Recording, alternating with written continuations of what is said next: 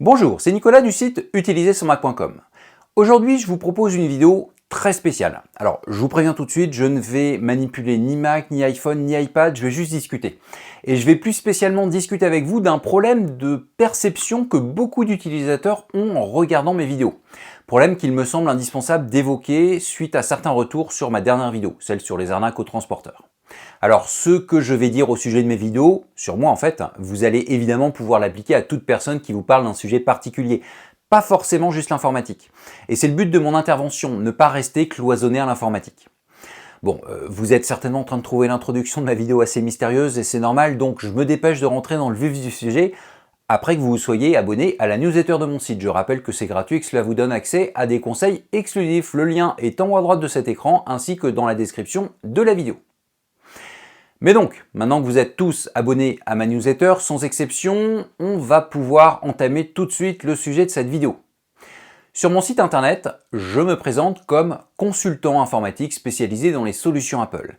Et d'ailleurs, dans la vie de tous les jours, c'est ce que je dis lorsque je rencontre quelqu'un et qu'il me demande ce que je fais comme métier. En général, je précise aussi que je m'occupe plus précisément des solutions grand public et que j'ai créé un site internet pour partager mes connaissances.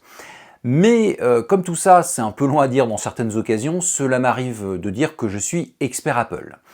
Eh bien, ce simple mot expert peut amener deux types de problèmes. Soit on a tendance à suivre sans aucun recul cette personne dans le domaine qu'il propose, soit on considère carrément qu'un expert c'est tout sur tout, y compris et surtout dans les domaines qu'il ne maîtrise pas du tout. Je m'explique rapidement. Dans mes vidéos, lorsque je vous dis quelque chose, je ne le dis pas toujours au même degré. Lorsque je vous dis qu'en cliquant sur tel bouton, vous allez obtenir telle action, a priori, vous pouvez me croire. Je parle d'une action précise qui relève de mon domaine de compétences. Alors évidemment, comme tout le monde, je peux me tromper. Mais mes vidéos ne sont pas des directs, ne sont pas des lives. Donc si je dois aborder un thème que j'utilise peu, j'ai eu tout le loisir de le travailler et de vérifier pleinement ce qu'il se passe lorsque l'on clique sur tel bouton. D'ailleurs, en passant, j'ai régulièrement des utilisateurs qui me demandent comment je réalise mes vidéos, pas que du point de vue technique. Donc si ça intéresse vraiment beaucoup de monde, vous me le dites en commentaire et je réaliserai enfin une vidéo là-dessus. Mais donc certes, je peux me tromper, mais il y a peu de chances dans une vidéo préparée à l'avance. Par contre, certaines fois, je vous donne mon avis. Par exemple, lorsque je vous déconseille d'utiliser la photo exclusivement en créant des albums photos. C'est un avis personnel. Alors, c'est un avis qui est quand même basé sur plus d'une vingtaine d'années d'utilisation. Alors oui, je sais, la photo n'a pas 20 ans, mais iPhoto qui existait avant fonctionnait sur le même principe. Donc certes, c'est un avis, mais un avis que je justifie en expliquant pourquoi je trouve que c'est une mauvaise idée et surtout en vous montrant par A plus B, donc avec des exemples concrets, des exemples précis, pourquoi les informations internes des photos ou les mots-clés vous permettront de gérer plus facilement vos clichés dans la photo par rapport à la simple création d'albums. Donc là, je parle d'un avis que je justifie. Mais dans certaines vidéos, ou même par email lorsque je réponds à certains d'entre vous, il m'arrive de vous donner un avis personnel qui ne reflète que ce que je pense. Dans ce cas-là, je le précise, lorsque je déconseille à quelqu'un d'acheter un MacBook Air parce qu'il en a encore un qui fait le taf et que les rumeurs annoncent qu'Apple va renouveler cette gamme de Mac incessamment sous peu, c'est, comme je l'ai dit, un avis personnel. On pourrait dire un conseil dans ce cas-là, mais un conseil qui ne reflète que ce que je pense. Une autre personne pourrait lui conseiller d'acheter tout de suite son Mac. Ou même, si je vais au bout des choses, une autre personne pourrait lui conseiller d'acheter plutôt un PC sous Windows à la place. Bon, en gros, il y a plusieurs degrés de lecture dans mes paroles. En général, je fais tout pour que l'on sache quel degré de lecture il faut utiliser. Mais, comme je vous l'ai dit en début de vidéo, si je vous parle de moi, c'est pour que vous puissiez étendre ce que je dis à vos autres interactions. Et pas que dans l'informatique. Donc lorsque vous écoutez une personne qui vous parle d'un sujet précis, ayez du recul pour analyser ce qu'elle vous dit et éventuellement remettez en question ses paroles. Alors évidemment, une remise en question doit se faire pour une bonne raison et dans des conditions logiques. Si je vais chez un chirurgien parce que j'ai un gros problème de dos, je ne vais pas remettre en question ce qu'il me dit puisque la plaque sur la porte de son cabinet me prouve qu'il est spécialisé dans ce domaine alors que je n'y connais rien en médecine. Mais si je cherche un renseignement sur mon mal de dos et que sur un site internet on me dit « tu as ça donc il faut faire ça », ben non, on va voir un spécialiste. Et c'est tout le problème d'Internet, tout le monde est spécialiste. Donc ce terme ne veut plus dire grand-chose, du moins en ligne. Et je dis ça alors que j'utilise moi-même de temps en temps. Tiens d'ailleurs, pour info, si je me présente comme consultant informatique spécialisé dans les solutions Apple, ce n'est pas parce que j'ai un diplôme qui le dit, on me l'a déjà demandé. Si j'ai décidé à la création de mon site d'utiliser cette expression, c'est juste parce qu'avant de créer mon site internet, j'ai travaillé pendant 6 ans chez Apple et j'étais ASC, en français consultant en solutions Apple. Donc je suis parti du principe que si Apple m'a considéré comme tel pendant 6 ans, eh bien a priori je peux me permettre de dire que je le suis même si je ne travaille plus chez eux. Mais donc la finalité de ce que je vous dis, c'est que je vous invite à prendre du recul lorsque quelqu'un vous dit quelque chose, surtout lorsque c'est via Internet. Il y a plein de gens qui sont des vrais spécialistes et qui vous permettront d'apprendre beaucoup sur beaucoup de sujets. Par contre, c'est à vous de filtrer afin de savoir qui est vraiment spécialiste dans son domaine.